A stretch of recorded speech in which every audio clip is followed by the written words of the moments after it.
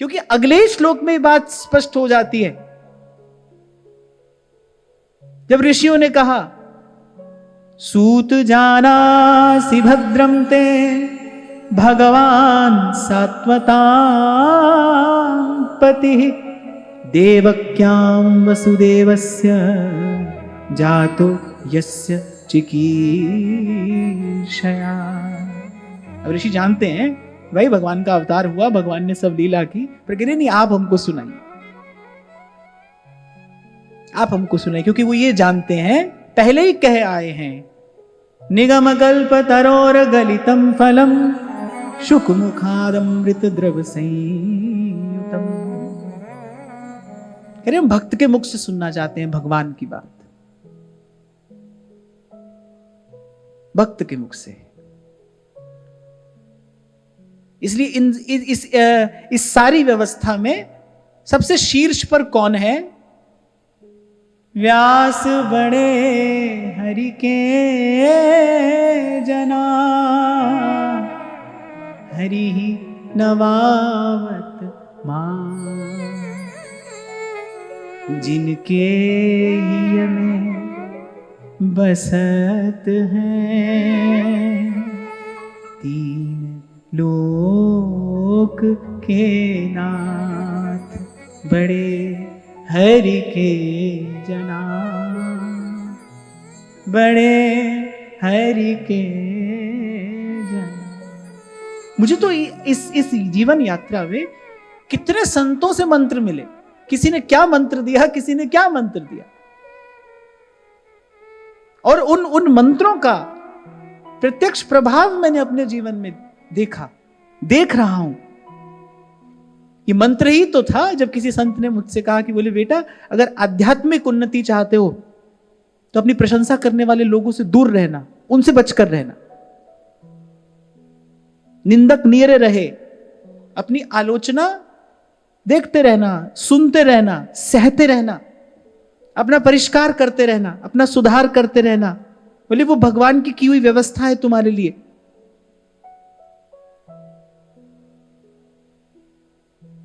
इसीलिए तो मेरी श्रद्धा, मेरी निष्ठा संत के शब्द में है, क्योंकि मैंने ये सब अपने जीवन में प्रत्यक्ष घटते देखा है। एक घड़ी आधी घड़ी, आधी में पुनिया, तुलसी संगत साधु की, कटे कोटि अपराध। थोड़ी थोड़ी देर का सत्संग मिला, भगवान ने कृपा की, करी कृपा संत मिले, और संत मिलते रहे। इस विषय में मैं अपने आप को विशेष सौभाग्यशाली समझता हूं। संतों से मुझे बहुत प्रेम मिला, बहुत आशीर्वाद मिला, वही प्रसाद मैं आपको बांट रहा हूं। इन संतों से मंत्र मिले, और तभी वो जीवन में फलीभूत हुए। ये विचार अगर मैंने किसी पुस्तक में पढ़े होते तो मैं केवल उसका उपदेश कर रहा होता, कोरा कोरा उपदेश करता मैं। पर जब वही बात संतों के मुख से सुनी तो वो मेरी चेतना के गहनतम तल तक पहुंची, उसने अपना स्थान बनाया। मैं तो आपको यहां तक कहूंगा, संत में थोड़ी श्रद्धा भी हो तो भी बड़ा काम बन जाता है। आपको एक बात सुनाता हूं, आपको आनंद आएगा। जब वृंदावन आरंभ में आना हुआ, 2007-8 के बाद की बात होगी, जब 4-5 साल मुझे मदन टेर रहने को मिला। मदन टेर वाले बाबा के पास ही मैं रहता था। बाबा रोटी बनाता था, हम तब तक कोई और सेवा वहां पर कर देते थे। उस समय वृंदावन में ऐसा हो हल्ला भी नहीं था। अब एक अलग प्रकार की सुख शांति थी यहां पर। इन दिनों में तो जब मंदिर से लौट कर आते थे तो बिल्कुल सन्नाटा होता था रात को, शयन आरती के बाद ढूंढे कोई नहीं मिलता था सड़क पे। 4-5 साल मुझे वहां रहने का सौभाग्य मिला। एक बार की बात है, संध्या का समय था, हम लोग जमुना जी का दर्शन करते हुए मंदिर जा रहे थे। बड़े बाबा उन दिनों मदन टेर के पास ही रहकर भजन करते थे। वो जमुना किनारे बैठे थे। मुझे पता नहीं आप में से किसी ने उनका दर्शन किया कि नहीं। वो जमुना किनारे बैठे थे और हमने वहां उनका दर्शन किया, उनको प्रणाम किया। बाबा ने मुझे बुलाया, मदन टेर वाले बाबा मंदिर चले गए। मैंने कहा बाबा मैं आता हूं थोड़ी देर में। मुझे वो दिन क्षण नहीं भूलता। सूर्यास्त हो रहा था और बाबा भजन के आनंद में बिल्कुल छके हुए बैठे थे जमुना जी के किनारे। और बाबा मुझे पास बुलाकर बोले लाला मेरी 2 बात तो माननी पड़ेगी। बाबा ने ये नहीं कहा बोले मानेगो कि नहीं मानेगो, बोले लाला मेरी 2 बात तो माननी पड़ेगी।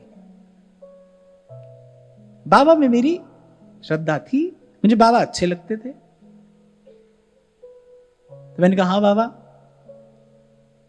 शायद उससे पहले एक बार हम राम कथा कह चुके थे।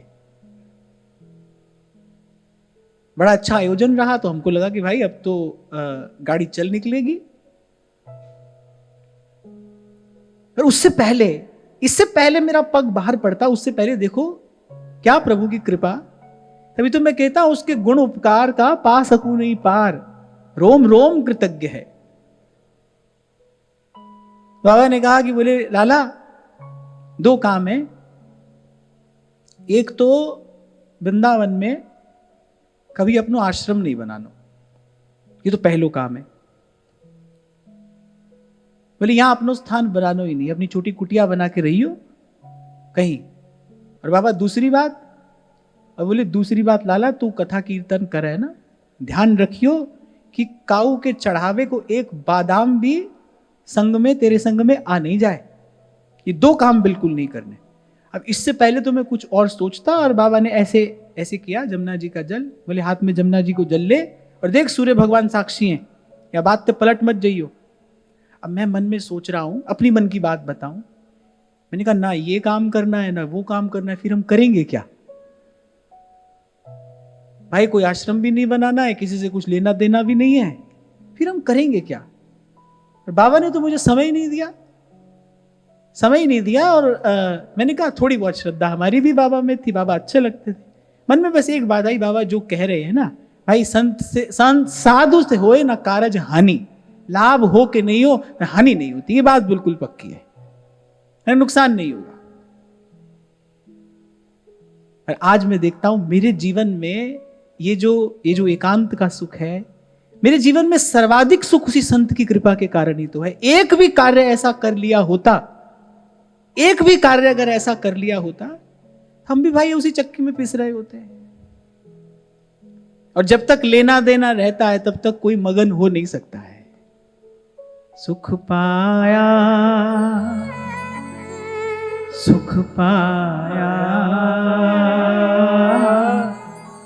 रहम तेरी, सुख पाया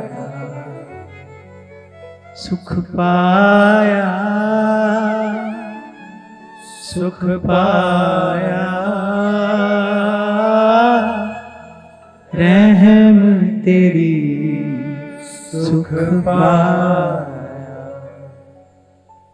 साहेब मेरा मेहरबान। तो मैं तो आपको ये बता रहा था, वही आदि अधूरी श्रद्धा भी हो ना, प्रसादु ते होए न कारज हानि। संत कल्याण करा देता है। और हमने तो भाई अपने जीवन में पग पग पर सीधे सीधे इन संतों को ही देखा है। इन्होंने ही माता होकर भी, इन्होंने पिता होकर भी संभाला है। और आज जो भी है, ये जैसा भी है, जितना भी है, सिर्फ इन्हीं का प्रसाद है। तो खैर मैं आपसे ये कह रहा था कि गुरु के संत के मुख से जब भगवत लीला का रहस्य समझा जाता है तब वो हृदयंगम होता है। भगवान भी कह देते ग्रंथ उठाना और हमारी कथा पढ़ लेना, पर भगवान ने पहला कार्य क्या कहा? प्रथम भगति संतन करि संगा, दूजी रति मम कथा प्रसंग। संत से सुनना, गुरुमुख से श्रवण किया जाए पहले। मैं तो कहता हूं आपके पास इतनी बुद्धि, इतनी प्रतिभा हो भी कि आप स्वयं समझ सकें, तो भी तो भी गुरु परंपरा का आदर करते हुए, शास्त्र की मर्यादा का पालन करते हुए पहले गुरु मुख से श्रवण करना चाहिए। विद्या केवल अर्जित कर लेने से फलीभूत नहीं होती। खींच तान कर सारी शस्त्र विद्या तो सूर्यपुत्र कर्ण ने भी ले ली थी भगवान परशुराम से, पर गुरु की प्रसन्नता नहीं थी। और भगवान परशुराम ने कह दिया कि तू जानता है सब, लेकिन समय पर काम नहीं आएगा। व्यक्ति कितना भी जानता हो, कितने भी शास्त्र पुराण पढ़ ले, कितनी भी बड़ी बड़ी बात जानता हो, पर अंत समय भगवान का स्मरण ही ना हो तो फिर क्या काम आया। ये जितना जानना सुनना समझना है, ये इसी बात के लिए तो है कि भाई अंत में हमारी जो मति है उसकी गति भगवान के चरणों में हो। और यही नहीं होता है। जन्म जन्म मुनि जतन कराही, अंतराम कही आवत नाही, अंतराम।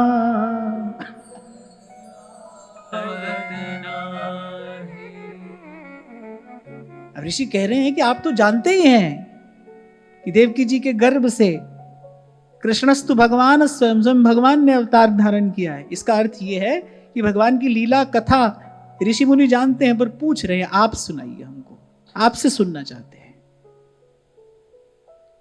इससे क्या होता है? इससे सबसे पहले तो आप में विनम्रता आएगी। अब हनुमान जी से ज्यादा भी राम कथा कोई और जानता होगा, जहां भी कथा होती है पहुंच जाते हैं सुनने। महादेव तो आदि वक्ता हैं कथा के, वो तो कथा में ही रहते हैं, कथा में ही रहते हैं। कभी कहते सुनते रहते हैं, कभी ध्याते रहते हैं, कथा को ही ध्याते रहते हैं। वो जा रहे हैं महर्षि अगस्त्य के पास, माता जी भी साथ जा रही हैं। अब उनका मन कुछ और है। महादेव पहुंचे महर्षि अगस्त्य के पास, किस लिए आए? कथा सुनने आए, आप हमको कथा सुनाइए।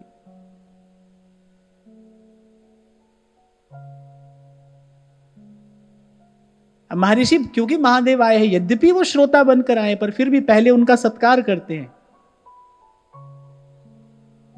उनके श्री चरणों का सुंदर पूजन संपन्न करते हैं, फिर कथा सुनाते हैं।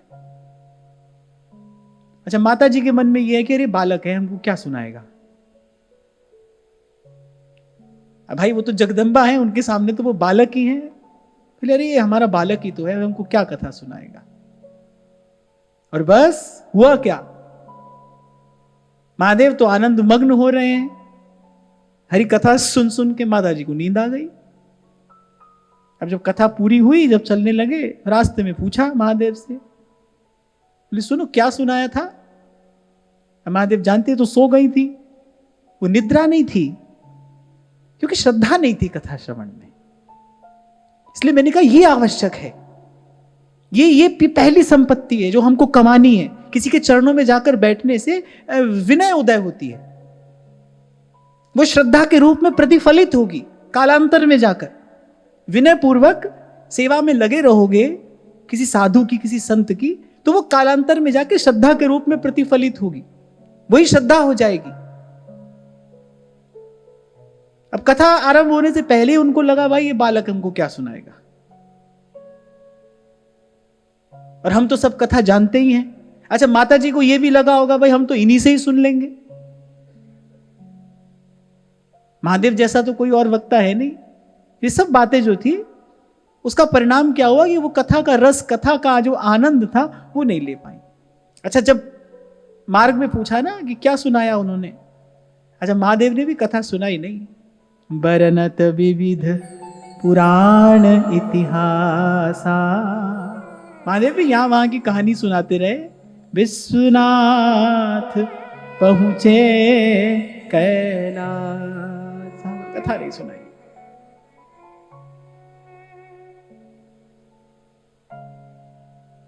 बरनत विविध पुराण इतिहासा, विश्वनाथ पहुंचे कैलासा। और घर पर पहुंचकर कहा कि तुम भी अपना काम संभालो, हम भी थोड़ा संध्या वंदन कर ले, बाकी की बात आगे करेंगे। आगे वो बात हुई नहीं।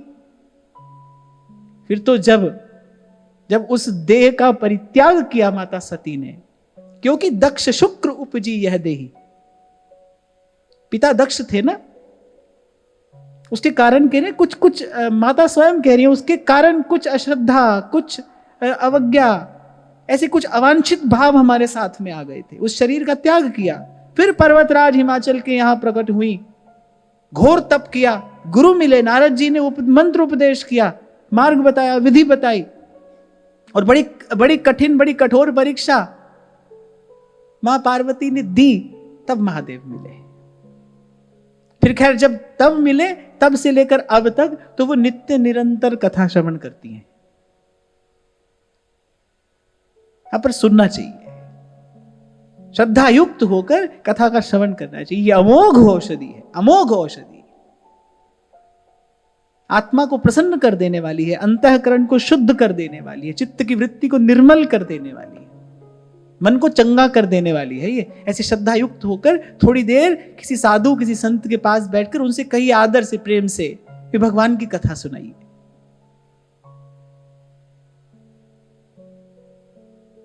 तो ऋषियों ने कहा कि वही भगवान की लीला का रहस्य आपसे श्रवण करना चाहते हैं, आपसे जानना चाहते हैं। आपन्नः संस्कृतिं घोरां यन्नाम विवशो गृणन् ततः सद्यो विमुच्येत यद्बिभेति स्वयं भयम्। बोले ऐसे तो ये जीव जो है जन्म और मृत्यु के घोर चक्र में पड़ा हुआ है। तभी आपको कहता हूं भाई, मेरे पास वो शब्द नहीं है, शब्दकोश में वो शब्द नहीं है जिनसे आपको ये बताया जा सके, आपके हृदय तक ये बात पहुंचाई जा सके कि भाई हम पर कितनी बड़ी कृपा प्रभु ने की है। कब से भटक रहे थे और जाने कब तक भटकते रहते। संत तो कह ही रहे हैं, हमारी हरि तुम ही सो सुधरेगी, तुम ही सो सुधरेगी, बहुत जन्म हम जन्म बिगारे, अब हूँ बिगड़ पड़ेगी। और जब तक बनी नहीं है तब तक बिगड़ी रही है, यही समझना। जब तक बन नहीं गई तब तक बिगड़ी रही है। दो ही तो बात है, या तो बनी है या बिगड़ी है। और जैसा अभी मैंने आपको निवेदन किया, सब कह सुनकर भी यदि अंत में मति भगवान के चरणों में नहीं लगी तो फिर तो कहा सुना सब व्यर्थ गया। फिर तो पुनरपि जन्मम और पुनरपि मरणम। जो जन्मा है वो मरेगा और जो मरा है वो फिर जन्मेगा। संत मरता नहीं है, संत तो जीवन मुक्त होकर भगवान के पास जाता है। श्रीमद् भागवत में दर्शन कराया गया कैसे कैसे श्री ध्रुव जी महाराज काल के सर पर पैर रखकर भगवान के धाम को जाते, माने काल को जीत कर, मृत्यु को जीत कर। इसलिए कहा भक्त मरता नहीं है। इसलिए कबीर कहता है, हर मरे तो हम मरे नहीं, हमरी मरे बला, साचे गुरु का बाल का मरे न मारा जा। अब बताओ, सारा संसार दौड़ दौड़ कर आता है काशी में मरने के लिए, क्योंकि वहां विश्वनाथ मुक्ति देते हैं राम मंत्र सुनाकर। और कबीर जी अपनी मृत्यु के समय मगहर जा रहे हैं। कह रहे जहां जाने से नर्क होता है, कर्मनाशा नदी बहती है, सारे पुण्य क्षीण हो जाते हैं, वो दौड़ कर वहां जा रहे हैं। और उसी समय जा रहे हैं, जान गए हैं कि अब हम जाएंगे भगवान के धाम में। किसी ने पूछा, दो टूक उत्तर देते हैं, जो कबीर काशी मरे राम ही कौन निहो। बोले अगर काशी में मरता हूं तो कोई कहेगा काशी में मरे इसलिए मुक्ति हुई।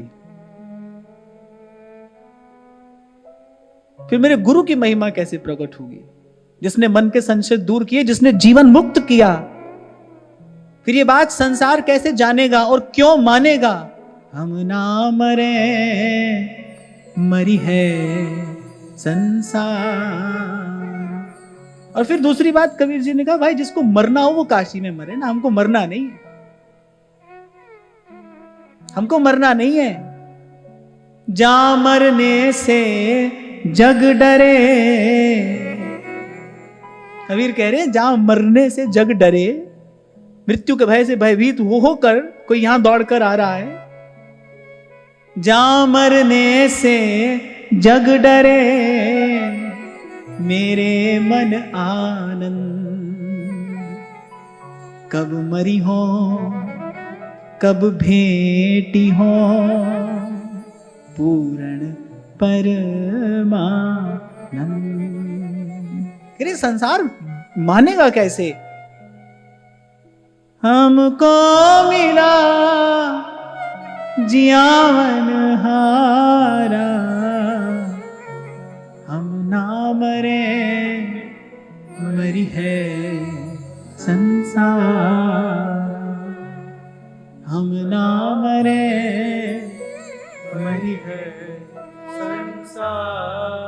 आज जहां से हमने चर्चा आरंभ की ना कि हमारी दौड़ बहिर्मुखता के कारण बाहर ही बाहर है, इसीलिए अंत में केवल श्रम हाथ आता है, खेद हाथ आता है। बड़ा गहन गंभीर रहस्य कबीर ने 2 शब्दों में कह दिया है, मरे बहिर्मुख। बोले जो बाहर देखता रहेगा वो मरेगा, और जो मरेगा वो जन्मेगा। मरे बहिर्मुख साधु जीवे, भर भर नाम रसायन पीवे। हमको मिला जियावन हारा, हम ना मरे, मरी है संसार। हम ना मरे, मरी है संसार। इसलिए तो 2 दिन पहले आपको कह रहा था, किसी ने कहा बोले आप डरते क्यों हैं, आप तो भजन करते हैं। इनका नहीं भाई, इस डर को भी तो कहीं लगाना है ना। हमारे भीतर भय भी है, आया ही है, साथ आया है, इसको भी कहीं सादर विराजमान कर दें। तो हमारे महाप्रभु जी ने सिखाया भाई इसका भी सदुपयोग करना। ही डरप हरिवंश हित, ये भगवान की माया, बोली इससे डरते ही रहना, क्योंकि और किसी से तो डर है नहीं। मैं आपसे कह रहा था ना भाई, भूत प्रेत का कोई डर नहीं है, अस्त्र शस्त्र का कोई डर नहीं है, मृत्यु का भी कोई डर नहीं है, क्योंकि मृत्यु होती ही नहीं। हरि मरे तो हम मरे, हमरी मरे बला। और कहने के लिए नहीं कह रहा हूं मैं आपसे, मेरे शब्दों में कुछ होगा तो आपके हृदय तक पहुंच जाएगा। हरि मरे तो हम मरे, हमरी मरे बला। साचे गुरु का बाल का, मरे न मारा जा।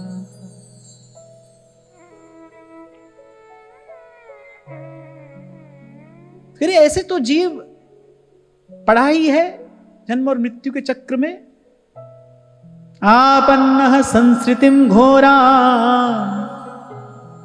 पर यन्नाम विवशो गृणन। करे विवश होकर भी एक बार हरि नाम ले ले, ततः सद्यो विमुच्येत यद बिभेति स्वयं भयम्। तो बोले उसी क्षण भव बंधन से मुक्त हो जाए, क्योंकि वो नाम किसका है, जिससे भय भी भयभीत रहता है। अभी जो आपको मैं निवेदन कर रहा था ना भाई, पुस्तक बाजार में उपलब्ध है, आप लेकर पढ़ लो।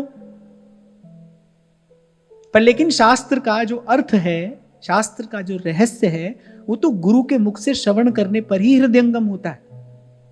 ये व्यवस्था है, भगवान की व्यवस्था है, ये भगवदीय व्यवस्था है, इसका आदर करना चाहिए। और मैं तो ये भी कहूंगा कि जिनके पास बुद्धि प्रतिभा है वो भी गुरु परंपरा का आदर करते हुए गुरु के मुख से श्रवण करना चाहिए।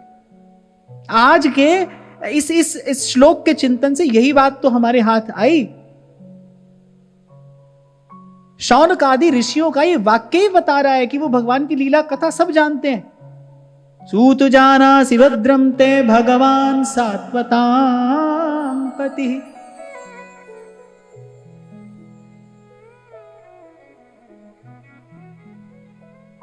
पर फिर भी कह रहे हैं ब्रूहिणः श्रद्धानानाम येनात्मा संप्रसीदति।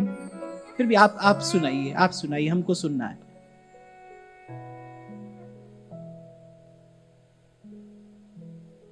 एक नाम त्रैलोक ही तारे, आप पढ़ लो, आपको कोई पंक्ति याद भी हो जाएगी। पर इस पंक्ति का जो अर्थ है, उस अर्थ का प्रकाश हृदय में गुरु के संत के मुख से श्रवण करने पर ही होगा। भगवान तो हैं भीतर बाहर, यत्र तत्र सर्वत्र हैं, पर भगवान की सत्ता का विश्वास संत ही तो कराता है आकर।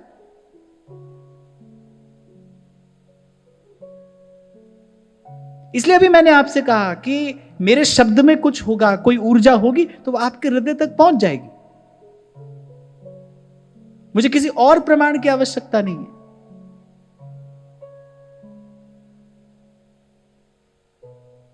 और ये मैं अपने बल पर नहीं कह रहा हूं, क्योंकि संतों के मुख से सुना है। ये उसका फल है, ये उसका प्रसाद है। और कम से कम इस देश में तो इन्हीं संतों का बनाया कानून चलता है।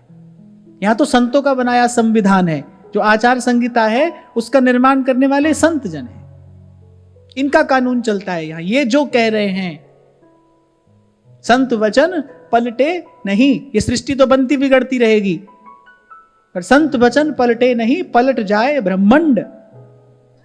बोलिए तो बनती बिगड़ती रहेगी, पर संत का शब्द जो है, गुरु का शब्द न मेटे कोई, कह नानक नानक हरि सो। फिर एक बार जीव नाम ले ले प्रभु का,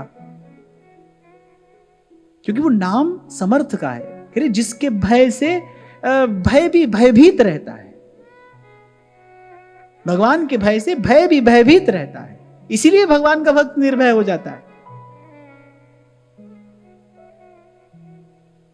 इसलिए ऐसी मस्ती संतों के जीवन में देखने को मिलती है।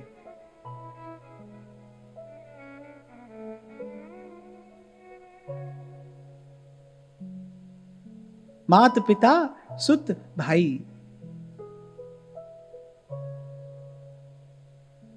पंक्ति भूल गया। मीरा जब कहती है थे थाके में माके हो राणा जी, कहे मीरा भाई,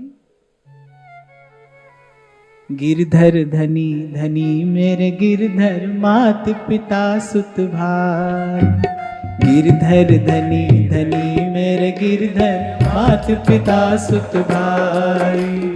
थे था के मैं माँ के हो राणा जी, थे था के मैं माँ के हो राणा जी, थे था के मैं माँ के हो राणा जी, थे था के मैं माँ के हो राणा जी। यूं कह मीरा बाई मेरा रंग लाग्यो हो नाम हरी, और रंग अटक परी। मीरा रंग लाग्यो हो नाम हरी, और रंग अटक परी। गिरधर धनी धनी मेरे गिरधर मात पिता सुत भाई। गिरधर धनी धनी मेरे गिरधर मात पिता सुत भाई। थे था के मैं माँ के हो राणा जी, थे था के मैं माँ के हो राणा जी, थे था के मैं माँ के हो राणा जी, थे था के मैं माँ के हो राणा जी। यूं कह मीरा बाई मीरा रंग लाग्यो हो नाम हरी, और रंग अटक पई। मीरा रंग लाग्यो हो नाम हरी, और रंग अटक पई। स्वरूप सिद्धि का पहला लक्षण है निर्भयता। ये स्वरूप सिद्धि का पहला लक्षण है, फियरलेसनेस। निर्भयता, सब साधन छोड़कर एक बार मानिए संतों की बात, कि बाहर की सब दौड़ को थोड़ी देर के लिए रोक दीजिए, बैठ जाइए, भगवान नाम का आश्रय लीजिए। संत गुरुजन आपको बता रहे हैं, आपके हित की बात बता रहे हैं। यहां संत कह रहे हैं, ततः सद्यो विमुच्येत यद्विभेति स्वयं भयम्। बड़ी सुंदर पंक्तियां बाबा मलूक दास कहते हैं, देव पितर मेरे हरि के दास, गर्जत हूं तिनके विश्वास। किसी ने पूछा, और इतनी बड़ी बात कहते हो किसके बल पर? कौन से देवता की सिद्धि है? अरे देव पितर मेरे हरि के दास, और गर्जत हूं तिनके विश्वास। साधु जन पूजऊं चित लाई, जिनके दर्शन हिया जुड़ाई। मुझे तो भाई सब संतों की वाणी का दर्शन चिंतन करके यही बात हाथ आई। साधु जन पूजऊं चित लाई, जिनके दर्शन हिया जुड़ाई। चरण पखारत होई आनंदा, जन्म जन्म के काटे फंदा। भाव भगति करते निष्काम, निस दिन सुमरे केवल राम। वस्तु अनूठी संतन पाऊं, कह मलूक भय भरम नसाऊं। अभी 2 दिन पहले हम चर्चा कर रहे थे ना, पुरुषार्थ करना है पर साधारण वस्तु को पाने के लिए नहीं, विशेष वस्तु को पाने के लिए। और विशेष वस्तु, अनूठी वस्तु क्या है? जो आने जाने से, बनने बिगड़ने से, मरने मिटने से मुक्त हो। सोई बात संत कह रहे हैं, वस्तु अनूठी संतन पाऊं, कह मलूक भय भरम नसाऊं। और कह रहे गर्जत हूं तिनके विश्वास।